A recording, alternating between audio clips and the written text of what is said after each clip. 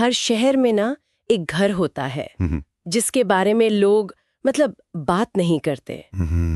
एक ऐसी जगह जिसे देखकर शायद लोग रास्ता बदल लेते हैं, जिसके बारे में ऐसी फुसफुसाहटें होती हैं कि वहां जो गया वो कभी लौटा ही नहीं।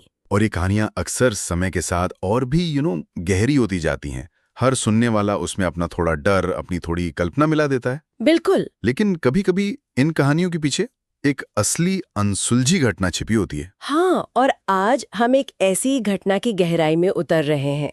ये कहानी है पंजाब के एक छोटे से कस्बे की और एक घर की जिसे लोग नो एग्जिट हाउस कहते थे। अच्छा। हमारे पास इस घटना से जुड़े कई सोर्स हैं, जैसे कुछ उस समय के स्थानीय अखबारों की कटिंग्स, एक रिटायर्ड पुलिस ऑफिसर का एक अनऑफिशियल ब्लॉग पोस्ट भी है जो इस केस पर काम कर चुके थे। हाँ, और अर्जुन के दोस्तों का एक हालिया ऑनलाइन इंटरव्यू भी हमें मिला। और मजे की बात यह है कि ये तीनों सोर्स एक ही घटना को बहुत अलग-अलग नजरिए से देखते होंगे, है ना? बिल्कुल।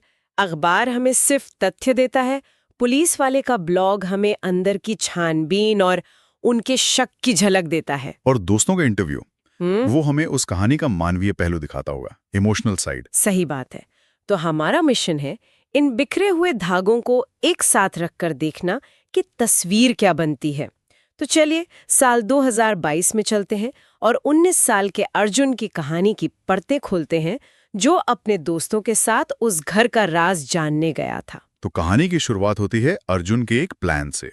जैसा कि उसके दोस्तों ने अपने इंटरव्यू में बताया, अर्जुन को एडवेंचर का बहुत शौक था और ये नो एग्जिट हाउस का रहस्य उसे कई महीनों से अपनी तरफ खींच रहा था। तो उसने अपने दोस्तों के साथ शर्त लगाई कि वो अंदर जाकर एक वीडियो बनाएगा। यहीं पर एक दिलचस्प मोड़ आता है। दोस्तों के मुताबिक ये सिर्फ एक मजाक था, एक एडवेंचर। लेकिन वो जो रिटायर्ड पुलिस अफसर हैं, उन्होंने अपने ब्लॉग में एक सवाल उठाया है। वो लिखते हैं, क्या 19 साल के लड़के सिर्फ रोमांच के लिए ऐसी बदनाम जगह पर जाते हैं या कोई और वजह भी थी? अच्छा, तो वो इस बात की ओर इशारा कर रहे हैं कि शायद कोई और दबाव था जो कभी सामने नहीं आया। हाँ, ये एक जरूरी सवाल है क्योंकि ये घटना के इरादे को ही बदल देता है। बिल्कुल। खैर, जो भी हो, अर्जुन घर के अंदर अकेला गया, उसके दोस्त बाहर दरवाजे पर ही इंतजार कर रहे थे और ये एक ऐसा फैसला था जो बाद में इस केस का सबसे बड़ा सिरदर्द बन गया। और यहीं से हमारे पास इस केस का सबसे ठोस लेकिन सबसे अजीब सबूत आता है, अर्जुन के कैमरे की फुटेज।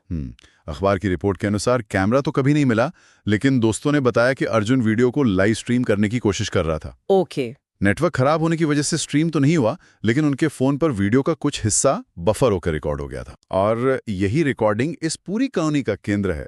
शुरुआती 2 मिनट, जैसा कि दोस्तों ने इंटरव्यू में बताया, बिल्कुल उबाऊ थे। उबाऊ, एक भूताहा घर में। हाँ, धूल, जाले, टूटा हुआ फर्नीचर, जैसा किसी भी वीरान जगह पर होता है। उस फुटेज में कोई डर नहीं था, सिर्फ एक वीरानापन था। ठीक है, तो सब कुछ सामान्य लग रहा है, लेकिन फिर कुछ बदलता है। हाँ, फुटेज में अर्जुन का चेहरा, जो अब तक उत्सुक दिख रहा था, अचानक तनाव में आ जाता है। वो कैमरे से दूर किसी कोने में देखने लगता है। और यहीं पर कहानी एक मनोवैज्ञानिक जाल बिछाती है। सोर्स बताता है कि फुटेज में हमें कुछ नहीं दिखता, सिर्फ अर्जुन का चेहरा दिखता है। अच्छा। यह तकनीक हमें जानकारी से वंचित करके हमारी कल्पना का इस्तेमाल करने पर मजबूर करती है। और हमारा दिमाग हमेशा सबसे बुरे हालात की कल्पना करता है, जो किसी भी मॉन्स्टर से ज्यादा डरावना हो सकता है। सही बात है। ये सिर्फ डर नहीं है, ये हमारे दिमाग को हमारे खिलाफ इस्तेमाल करना है। वीडियो में ऑडियो बिगड़ने लगता है। एक तेज खरखराहट की आवाज, जिसे हम स्टैटिक कहते हैं, सब कुछ दबा देती है। ये स्टैटिक करीब 10 सेकंड तक चलता है। अब यहाँ पुलिस वाले का ब्लॉग एक बहुत ही दिलचस्प तकनीकी पहलू सामने लाता है। क्या? वो लिखते हैं कि बाद में जब इस ऑडियो क्लिप की फोरेंसिक जांच करने की कोशिश की गई, तो एक्सपर्ट्स ने पाया कि वो स्टैटिक, सामान्य नहीं था। मतलब? उसकी फ्रीक्वेंसी असामान्य रूप से कम थी, लगभग इंफ्रासाउंड की रेंज में। अरे! कुछ स्टडीज के अनुसार इस रेंज की आवाज इंसानों में बेचैनी, डर और घुटन की भावना पैदा कर सकती है। अरे! मतलब हो सकता है कि अर्जुन का डर सिर्फ मनोवैज्ञानिक ना हो, उस घर में सचमुच कुछ ऐसा था जो उसे शारीरिक रूप से प्रभावित कर रहा था। हो सकता है, या ये भी हो सकता है कि उस पुरानी बिल्डिंग की वायरिंग में कोई खराबी हो जो इस तरह की फ्रीक्वेंसी पैदा कर रही हो। अच्छा। ब्लॉग लिखने वाला पुलिस वाला किसी नतीजे पर नहीं पहुंचता, वो बस इस तथ्य को सामने रखता है। ये इस रहस्य में एक और परत जोड़ देता है। क्या ये अलौकिक था या वैज्ञानिक? और उन 10 सेकंड के स्टैटिक्स के बाद स्क्रीन पूरी तरह काली हो जाती है, वीडियो वहीं खत्म हो जाता है। बाहर इंतजार कर रहे दोस्तों ने जब उसे आवाजें दी और कोई जवाब नहीं आया तो वो घबराकर अंदर गए। और अंदर उन्हें कुछ नहीं मिला। घर पूरी तरह से खाली था। ना अर्जुन, ना उसका फोन, ना कैमरा, जैसे वो कभी वहां था ही नहीं। तो पुलिस के हिसाब से भौतिक रूप से अर्जुन का गायब होना नामुमकिन लगता है। बिल्कुल। लेकिन यहीं पर कहानी में एक और परत जुड़ती है जो हमारे दूसरे सोर्स यानी उसके दोस्तों के इंटरव्यू से सामने आती है। सही है। पुलिस की जांच का जो ब्यौरा हमें अखबारों और उस ब्लॉग से मिलता है वो बहुत सीधा है। घर में आने जाने का सिर्फ एक ही रास्ता था, मुख्य दरवाजा। बस एक। पुलिस ने दीवारों, फर्श और छत की पूरी जांच की। कोई गुप्त दरवाजा, कोई सुरंग, कोई तहखाना, कुछ नहीं मिला। तो इसका क्या मतलब निकलता है? अगर बाहर निकलने का कोई और रास्ता था ही नहीं और मुख्य दरवाजे पर उसके दोस्त खड़े थे, तो अर्जुन गया कहाँ? यही तो सवाल है। ईमानदारी से कहूं तो मुझे ये बात थोड़ी अजीब लगती है। क्या पुलिस ने वाकई हर इंच की जांच की होगी? किसी पुरानी हवेली में कोई छुपा हुआ रास्ता नहीं हो सकता? आपने बिल्कुल सही सवाल उठाया, और वो रिटायर्ड पुलिस ऑफिसर अपने ब्लॉग में इसी हताशा का जिक्र करते हैं। अच्छा। वो लिखते हैं, हमने अपनी तरफ से पूरी जांच की, लेकिन वो एक बहुत पुरानी और जर्जर इमारत थी। क्या 100 साल पुरानी दीवारों के पीछे कोई ऐसा रास्ता हो सकता है जिसे हम ना देख पाए हों? संभव है। हम पुलिस वाले हैं, आर्किटेक्ट नहीं। ये बयान तो ऑफिशियल रिपोर्ट के कोई और रास्ता नहीं था वाले दावे को थोड़ा कमजोर कर देता है। बिल्कुल। तो एक थियरी ये बनती है कि शायद अर्जुन ने अपने दोस्तों को चकमा दिया, वो किसी गुप्त रास्ते से निकल गया और कहीं छिप गया। मतलब एक प्रैंक जो बहुत आगे बढ़ गया। ये एक तार्किक संभावना लगती है, लेकिन अर्जुन के दोस्तों का इंटरव्यू इस थ्योरी पर सवाल खड़े करता है। वो क्या कहते हैं? वो बहुत जोर देकर कहते हैं कि अर्जुन ऐसा लड़का नहीं था। वो मजाक करता था, लेकिन कभी किसी को इस तरह परेशान नहीं करता, खासकर अपनी माँ को। उनके हिसाब से अर्जुन का इस तरह गायब हो जाना उसके चरित्र से बिल्कुल मेल नहीं खाता। तो हमारे पास दो विरोधी विचार हैं। एक तरफ पुलिस की नज़र में एक लापता व्यक्ति का मामला जिसमें शायद लड़का खुद कहीं भाग गया है, और दूसरी तरफ दोस्तों की नज़र में एक ऐसी घटना जो समझ से परे है। और फिर 3 दिन की खामोशी के बाद इस कहानी में सबसे रहस्यमयी सबूत सामने आता है। हाँ, वो एक मैसेज। 3 दिन बाद अर्जुन की माँ के फोन पर अर्जुन के ही नंबर से एक मैसेज आता है। उस मैसेज ने इस केस को एक साधारण गुमशुदगी के मामले से कहीं बहुत ज्यादा बना दिया। मैसेज में सिर्फ एक लाइन लिखी थी, मैं घर वापस नहीं आ सकता। इस एक वाक्य ने हर थ्योरी को उलझा दिया। हाँ। अगर ये एक प्रैंक था और अर्जुन भाग गया था, तो उसने ऐसा अजीब मैसेज क्यों भेजा? हाँ? मैं घर वापस नहीं आऊंगा और मैं घर वापस नहीं आ सकता में बहुत बड़ा फर्क है। सकता शब्द एक मजबूरी दिखाता है, एक बेबसी। पुलिस ने तुरंत उस नंबर को ट्रेस करने की कोशिश की होगी। यहाँ क्या जानकारी मिलती है हमारे सोर्सेज से? अखबार की रिपोर्ट बस इतना कहती है कि फोन दोबारा ऑन नहीं हुआ। और लेकिन पुलिस वाले का ब्लॉग हमें अंदर की जानकारी देता है।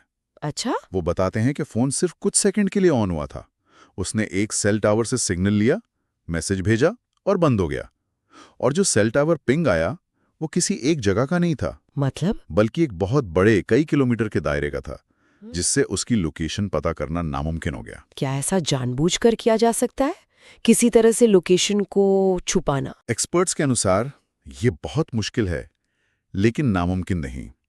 या फिर ये भी हो सकता है कि ये किसी दूर दराज के इलाके का सिग्नल हो जहां नेटवर्क बहुत कमजोर हो। लेकिन ये सवाल खड़ा करता है, क्या ये मैसेज अर्जुन ने भेजा था?